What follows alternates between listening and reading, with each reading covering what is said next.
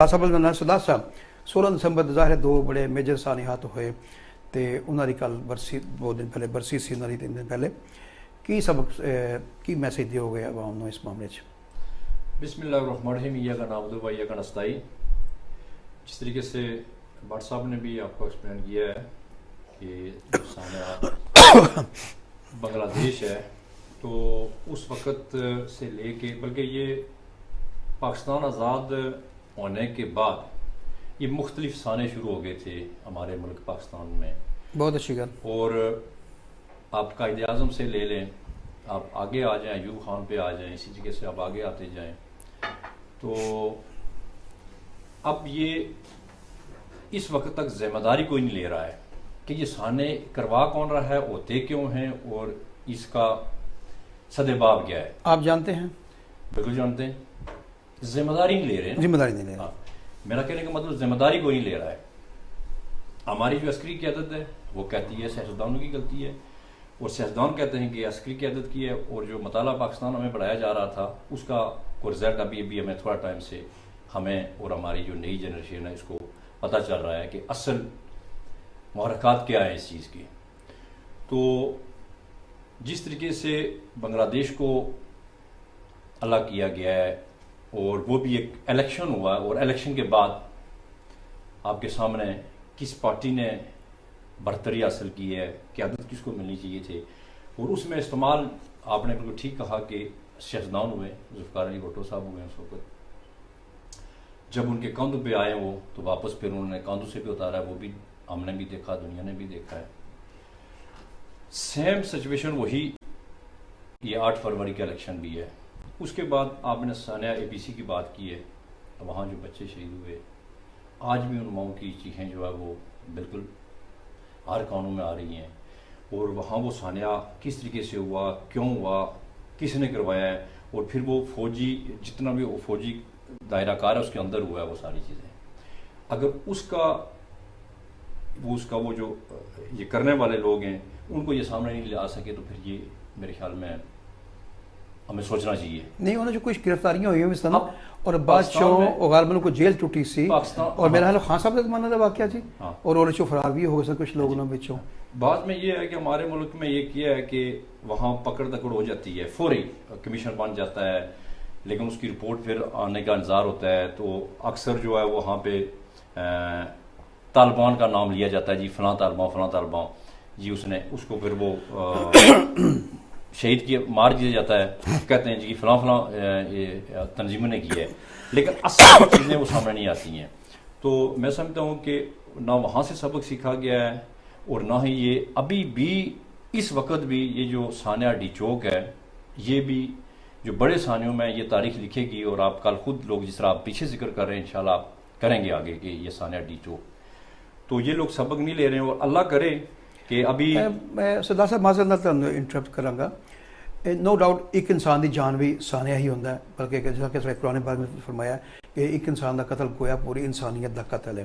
लेकिन यह सानिया जो सानिया कहते तो असी खास वक्त जो मना रहे हैं मशरकी पाकिस्तान जो 93,000 जंगी कैदी बने, हज़ारों लोग मारे गए, ठीक है जी, वो 100-150 बंदा बच्चे कुछ मारे गया, जो उसके मिक्स करने की कोशिश करते जे, तो चूँकि यदा दावा इस सानिया होने का दावा PTI की तरफों ही है, ठीक है। जी हुकूमत वो तो कह रही कुछ होया ही नहीं है, कोई गोली चली नहीं है, ताड़ी मुहिम चल रही बकायदा गोली क्यों चलाई, लेकिन गोली क्यों चलाई तो पिछे बिहाइंड द सीन जो वाक़ जी इन्फॉर्मेशन दी जा रही है इंतहाई कन्फ्यूजन, मतलब कन्फ्यूज ने इन्फॉर्मेशन, कोई किसी ने 250 किया, किसी ने 10 किया, आखिरकार जी फाइनल ऑफिशियल फिगर वो 12 लाया, उन्हें 250 वाला सानिया या 12 वाला सानिया था, थोड़ी ये वजाहत कर दो।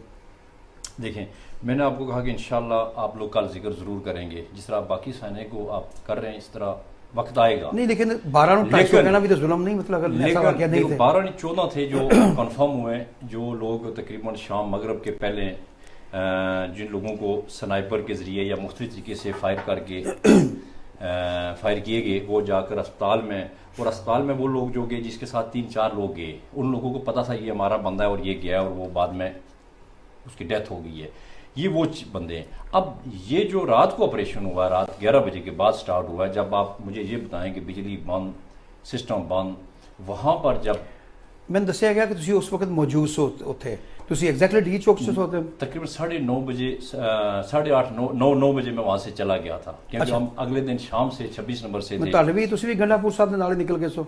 नहीं, आलमोस्ट वो भी एनी बजे गए? अली अमीन गंडापुर मेरे से बाद गया, मैं पहले गया। अच्छा, उससे पहले चला गया? मैं अगले दिन, हम तो वर्कर थे, एज ए वर्कर। नहीं, उन्होंने बारे क्या इंदा को उन्होंने इतला सी होने लगा वाकया तो निकल सक गए? किसी वर्कर को नहीं पता था, किसी बंदे को नहीं पता। हाँ, अली अमीन को शायद की बात है, वो उसके साथ तो नेगोशिएट हो रहा था कि ऑपरेशन होगा, लेकिन जो वहाँ आम बंदा था उसको नहीं पता था कि रात को ये ऑपरेशन करेंगे और फायर।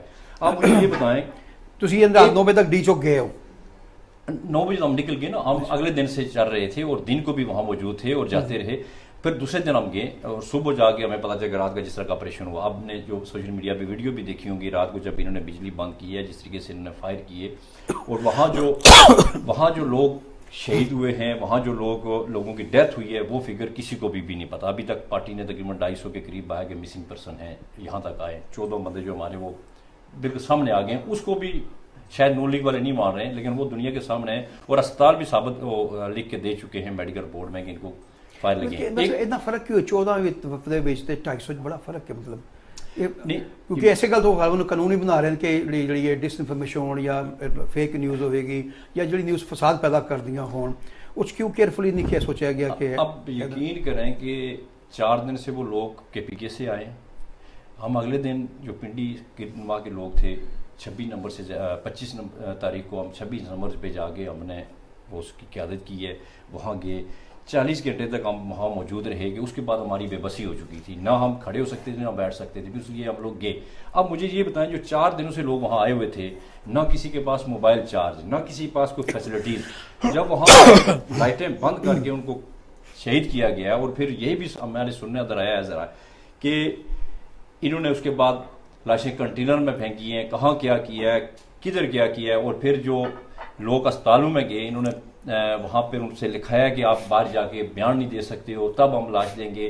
किस किस तरीके से लोगों से क्या हुआ। फिर वहाँ पर जहाँ पर चिड़ी पर नहीं मार सकती है, हर किस्म की जो हमारी जो एजेंसीज हैं, जो पुलिस है, जो एक साइड पे है, एक आम निहत्ता वर्कर जिसके पास कोई बंदूक नहीं है, गोली नहीं है, मोबाइल नहीं है, वो कहाँ से दुनिया को बताता कि मेरे साथ क्या हो रहा है। तो सर पे कफन किस चीज़ लिए बांधे गए थे? कफन इसलिए बांधे गए थे, काल तो थी कि हमने डी चौक पहुंच के एहतजाज,